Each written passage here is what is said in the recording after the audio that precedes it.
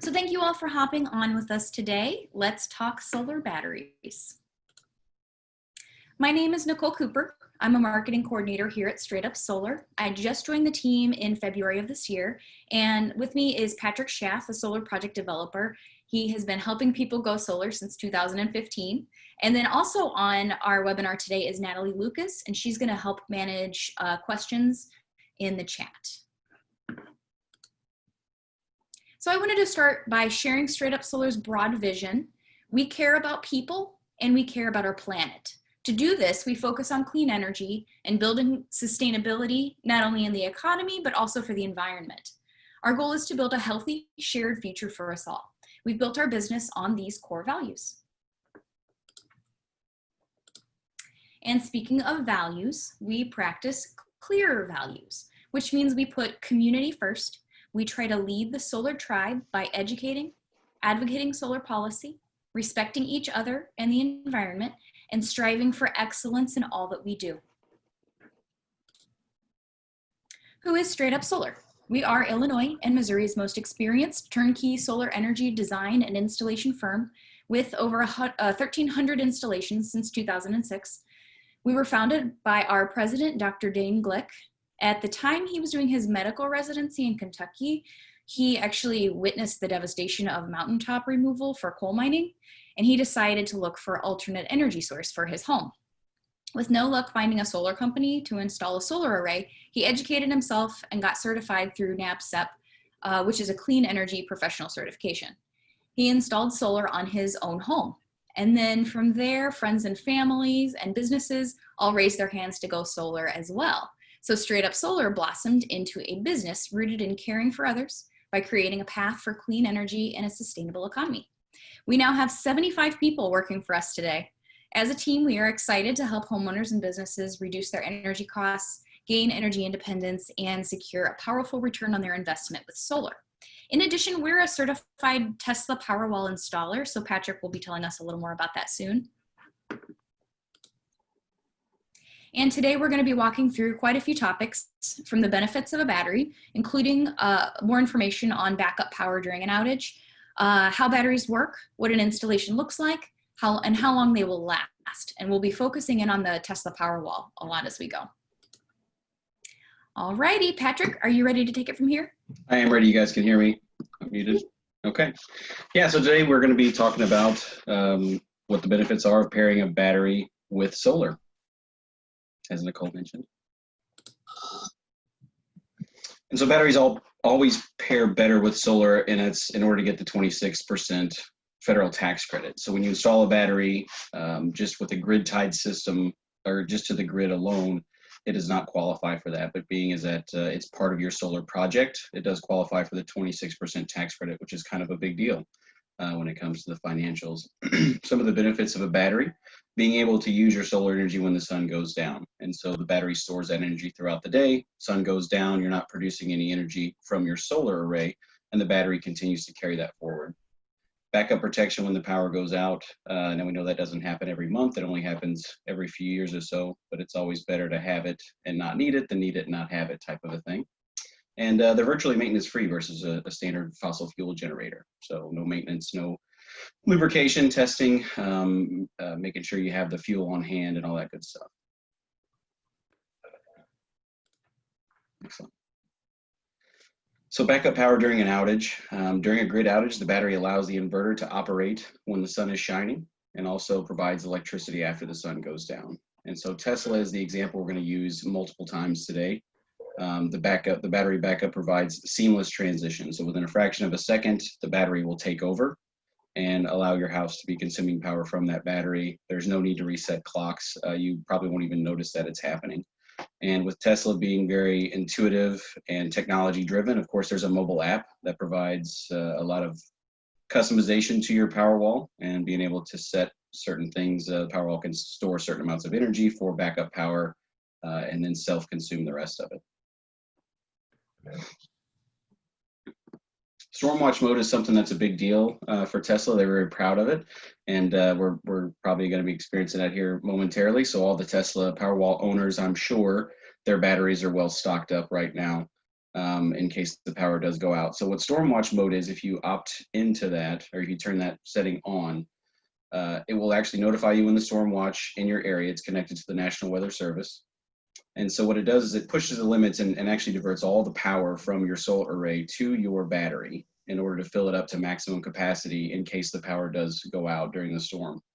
And then after the storm has passed, the system returns to its previously selected mode, and that's kind of whatever setting you have it on a regular basis.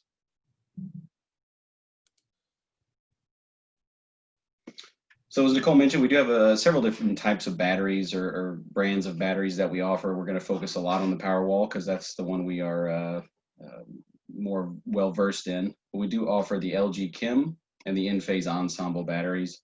The Tesla Powerwall just kind of, it's plug and play with a lot of different inverter types. And so if you have Enphase microinverters, for example, the Powerwall is already equipped to be connected to those without any additional equipment, no AC or DC coupling.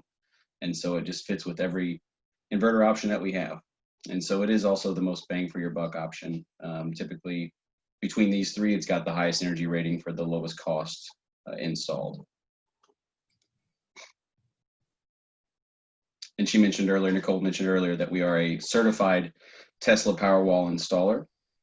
And so what that means is that we didn't just call them up one day and say, hey, we want to sell your battery. How much are you selling them for? We actually had to go down and send a few of our technicians down to about a week-long seminar or class, I think, in Texas. And so they were down there learning alongside other installers with the Tesla engineers and electricians on how it should be done. And it's not just a matter of electrical compatibility and how they want things wired in. It's actually aesthetically, they want things to be done a certain way because their name carries a lot of weight in this industry, and they want to make sure that everything is done up to their spec. And again, aesthetics play a big part in that too. All right. So actually, this is going to be our first poll question. We just wanted to get a feel for where everyone is in the audience, where you stand with solar right now. I'm going to go ahead and launch it. So do you currently, do you have solar currently? You can answer, I have solar and a battery already. I have solar already. I'm considering solar now. I have not considered solar yet. Or I am just now learning about all of this. Let's see. All right, we've got 72%, 77. Give you guys just a minute.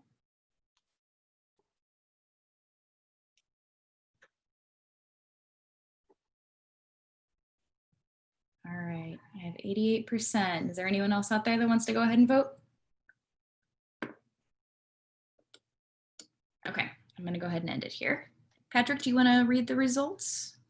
Sure, I think we can share those. Oh, you got them shared, okay. So yeah, it looks like about half, a little over half already have solar. So they're interested in this as an addition to their solar array, which is good. We mentioned that 26% tax credit. 31% are considering solar now. 6% have not considered solar yet. And 6% are just learning about all of this. So that's good. And we'll hopefully answer a lot of your questions today.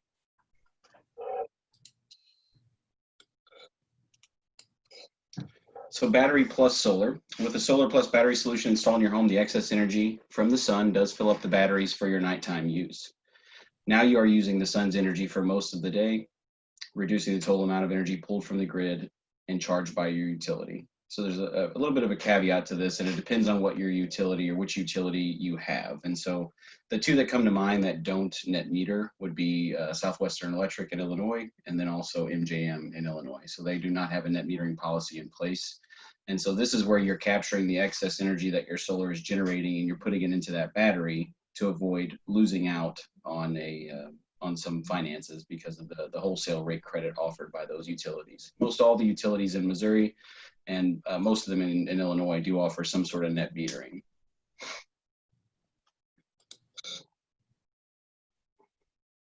And how does the battery add value? So you look at the chart or the graph on the left-hand side, and you see during the day, your solar has its peak production at noon, but your home's not really using that much. And as the sun goes down, your solar production starts to go down.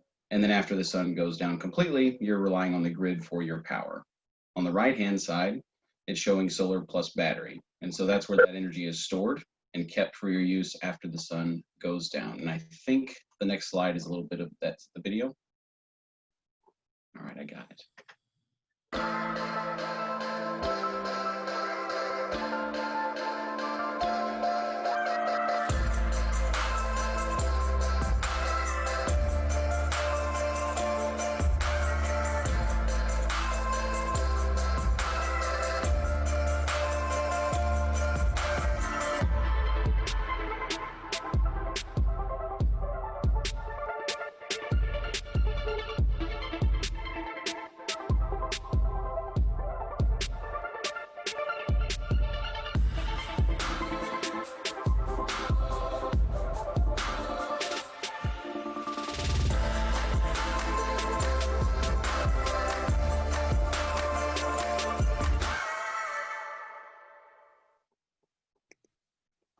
All right, that was a cool little video from the marketing geniuses over at Tesla. They do that so well.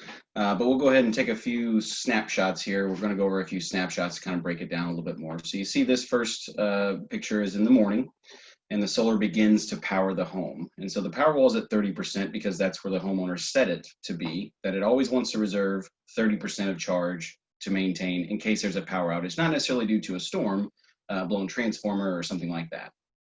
And so in the morning, the solar does begin to power the home. You're getting about 0.4 kW from the solar array, and you're also getting about 0.8 kW from the grid, and the home is consuming all that energy. The power wall is getting nothing right now.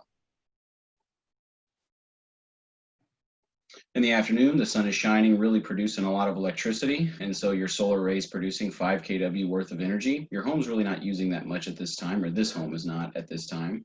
Only using about 0.3 kW, and so the power wall is actually getting the majority of that excess. Actually, all of the excess is going to the power wall, and so now it's at 87% charge.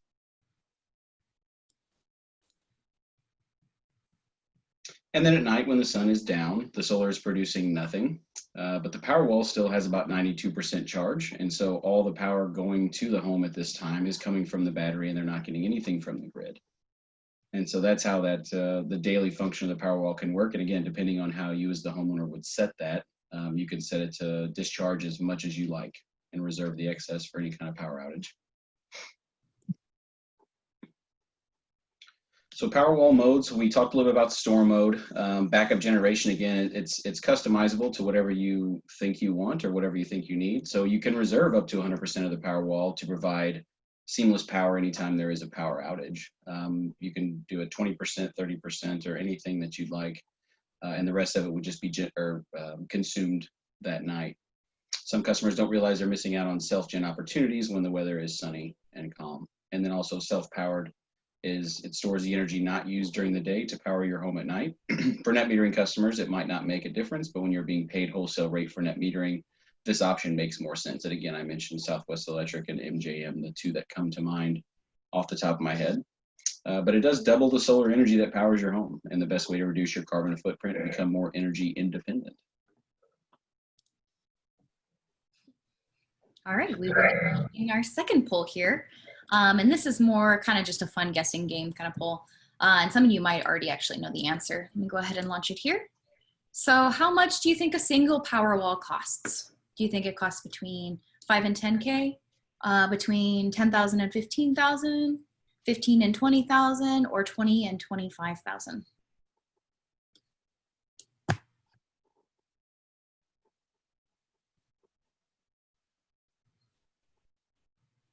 All right, we have 84% of people who voted. Oh, we got a couple more votes in there. Give you guys a couple more seconds to get in your last minute votes here. Okay, I'm gonna go ahead and end the poll.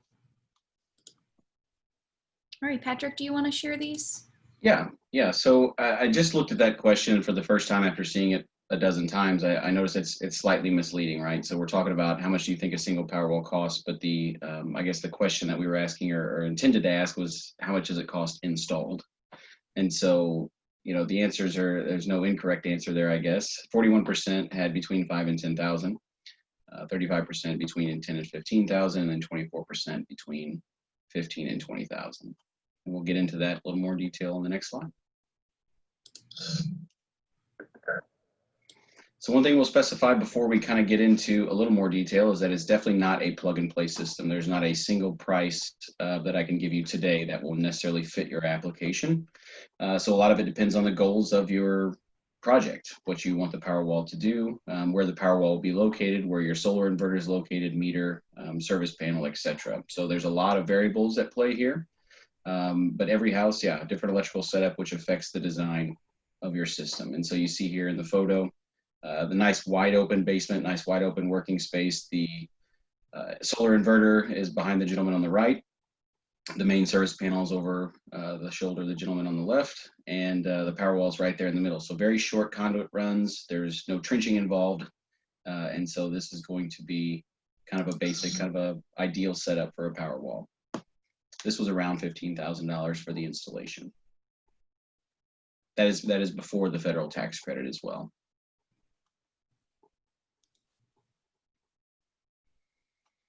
And so with the whole home setup versus basically a 2 Powerwall setup versus a single Powerwall setup, there's one major difference there. So if you look at the setup on the left, you have your inverter, your main panel. The gateway is kind of the brains of the operation. So the battery itself, the Powerwall itself, is just a big battery. There's no smart technology built into it other than that it connects to the gateway. And the gateway is going to be what connects to the internet, controls the flow of electrons, and activates storm mode, etc. And so with 2 Powerwalls, you can hook those up to a 200 amp service panel and essentially run anything in that service panel, barring anything like major load draws, maybe from a 4 or 6 ton AC unit or something like that. On the right-hand side, it's critical load only. And so the Powerwall, a single Powerwall has about 30 amps of availability. And so you have your solar inverter. On the right of that solar inverter, you see that's the essential load panel, the critical load panel, backup load panel, whatever you want to call it. But about 30 amps worth of breakers can fit inside that panel. And that's where you would be choosing as the homeowner. What do I want to run? Do I want the sump pump? Do I want my coffee maker? Do I want a light, fan, refrigerator, freezer? You choose up to 30 amps worth of loads to put into that panel. And that's what will be run off of the Powerwall. So if you have a power outage, those will continue to operate as normal, but the rest of your home will be without power.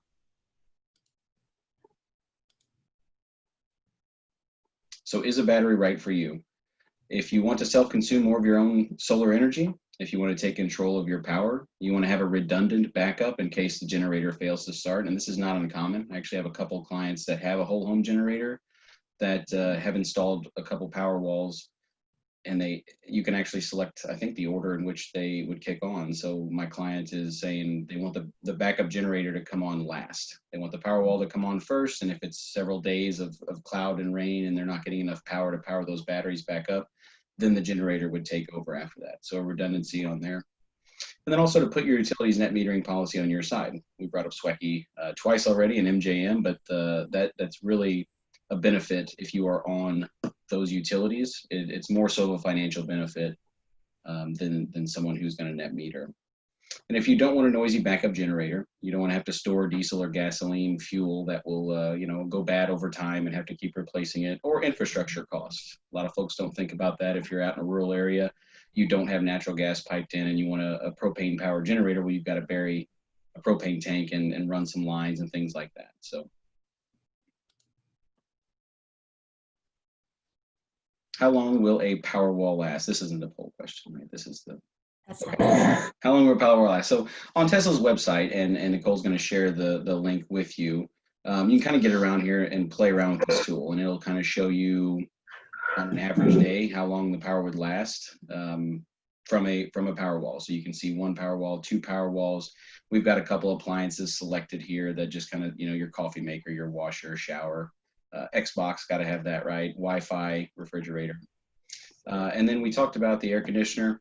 Like I said, 2 Powerwalls is typically where you want to be if you're trying to run your AC, and that again depends on the size and the tonnage of your AC unit, but it can be done. And you can see here with all those appliances, 2 Powerwalls, and the air conditioning unit, it's over a day worth of power that you would still have.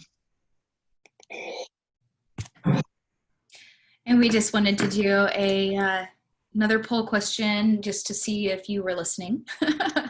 And so we'll go ahead and launch this one. So how many Powerwalls do you need at minimum to run an air conditioner?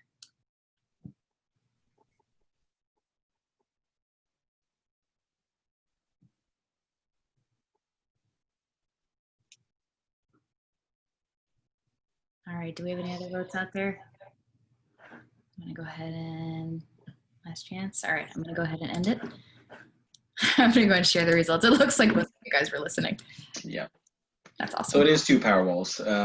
I guess there's a possibility that an AC could be run with 1 unit. It would be probably hogging up all the power, though. It's one of those that if that's all you wanted to run, you might be able to do that. And keep saying the start capacitors. The starting amperage of an AC unit is going to be a really big draw, and would probably prevent that Powerwall from working.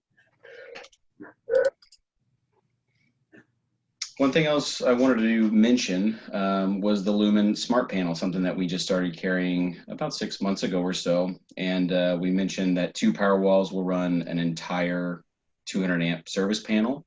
But there may be a need, if you want to extend the life of that battery. So let's say you have a power outage and you don't want to run everything on that panel, you'll go down there and you'll kind of start manually flipping these breakers off to make sure that battery is going to last you a little bit longer. And the Lumen Smart Panel is very intuitive, similar to the Tesla, where you can actually just get on your smartphone and disconnect those loads without actually having to physically be at your home or physically be at the service panel itself. And that also goes just for any night of the week if you want to make sure that those little power vampires, the power outlets, the power strips and things in your house are not going to be taking any or using any energy. You can set those to timers and things like that where they'll shut off at a certain time. So kind of a cool thing there. And if we're out there doing electrical work already, it doesn't hurt to look into the Lumen Smart Panel. So a 3 Powerwall setup. Talk about a proud homeowner here. He's got a nice looking solar setup there in his garage, a nice open space to work in. He's got 3 inverters on that system. They look to be SMA Sunny Boy inverters and 3 Tesla Powerwalls. And so obviously he consumes a lot of electricity. And so he wanted to make sure that he's got enough to back it all up. And this one was about $36,000 roughly. You'll notice that it's not just the 15,000 for the first installation, the first Powerwall multiplied by 3. It's actually a little bit scalable. As I mentioned, that gateway is the smart part of the system. And so 1 Powerwall has to have a gateway. 2 Powerwalls all the way up to 10 Powerwalls will still go through that same gateway. So that's just less equipment you need to buy when you're talking about multiple units.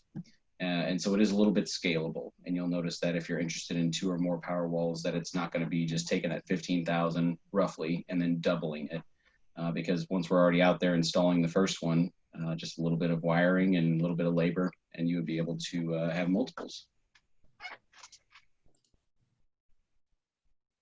So payment options, we just showed you a $36,000 setup. I know I don't have $36,000 in my checking account at this time. And so we want to look at payment options. How can we finance this? We have worked with the Clean Energy Credit Union for quite some time. They're actually part of the Amicus Solar Cooperative that we belong to. And they specialize in clean energy loans. And so electric vehicles, Powerwalls, solar obviously is one of them, geothermal units, etc. Any kind of green energy or green technology, they will help you find a solution to get that. And so through Straight Up Solar, we have a 12-year loan at 2.99%. And so that's pretty solid. It's fixed for 12 years.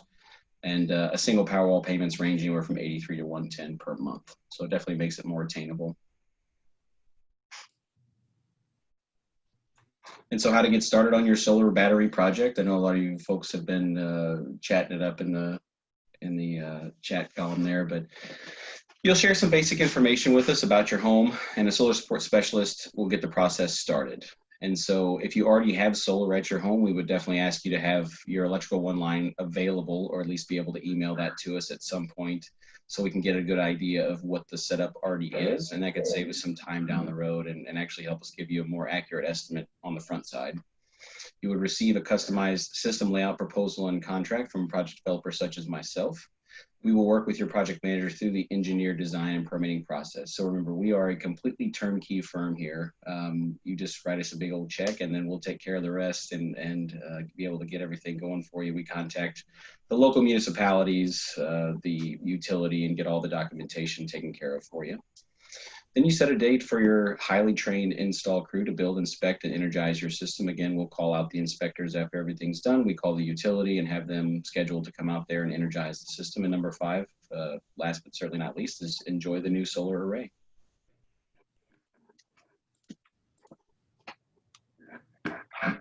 Yeah, I did want to mention too that we've got a couple group buy programs. I say a couple, that looks like more than a couple now, but a few group buy programs going on throughout the region. And so we are headquartered in St. Louis. We have an office in Bloomington Normal as well.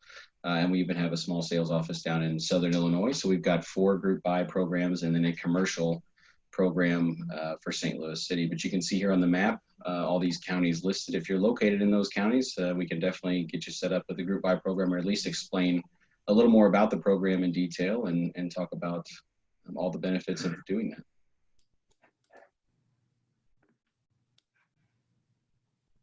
Is this what I was like, I don't know if I say something or Natalie or. No, you're good. Thank you, Patrick, for sharing all the details on solar batteries. This actually concludes the presentation portion of our webinar, and we'll be starting the Q&A.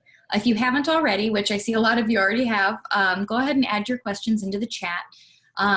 If you're ready to start your solar battery project, I have shared a link in the chat. There's also a short link provided in case you're typing it in for some reason or other. And then if you have specific questions, you can reach out to Patrick. We've put his contact information up on here too. And then of course you can check out our website for general like solar questions.